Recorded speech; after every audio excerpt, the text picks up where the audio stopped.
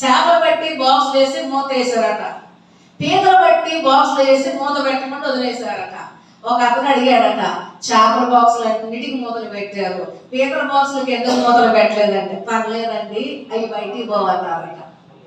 ఇవే కదా చలాకీగా బయటికి పోతున్నాయి, చేపలు కొద్దిగా ఆలస్యంగా ఎగురుతున్నాయి, పీతలే బలంగా పనిచేస్తున్నాయి, సులువుగా ఎగురుతున్నాయి, బయటకు వచ్చేట్లున్నాయి అంటే నువ్వు చూస్తావు. ఒక్క పీత అయినా బయటకు వస్తే నాకు చెప్పానడట. ఆ మనిషి చూస్తానే ఉన్నాడట.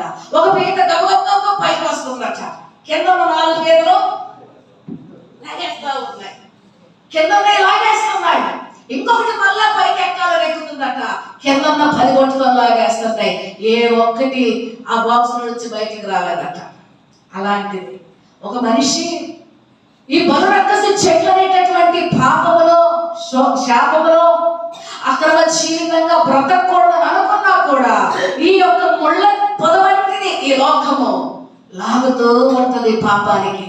అలాంటి టైంలో కూడా మనం ఏం చేయాలి అంటే, ఒక కన్ను చూస్తుందని గుర్తుంచుకోవాలి, నీకు ఒక నియమం ఉంది, దేవుని రాజ్యం ఉందని గుర్తుంచుకోవాలి, నీ శరీరాన్ని కాపాడుకోవాలి, పరిశుద్ధతను కాపాడుకోవాలి, నీ యథార్థతను కాపాడుకోవాలి, నీ సాక్షి జీవితాన్ని కాపాడుకోవాలి. ఎందుకంటే పరలోక రాజ్యం ఉంది కదా నీకు, నువ్వు ఈ భూ సంబంధివి కాదు, నువ్వు ముళ్ళ చెట్ల పొద వంటిది కాదు నీ జీవితము, ఆకాశం వైపు చూసే అంజూరపు చెట్టు వంటిది నీ జీవితము, ఆకాశం వైపు చూసేటటువంటి ఒలీవ చెట్టు వంటిది నీ జీవితము.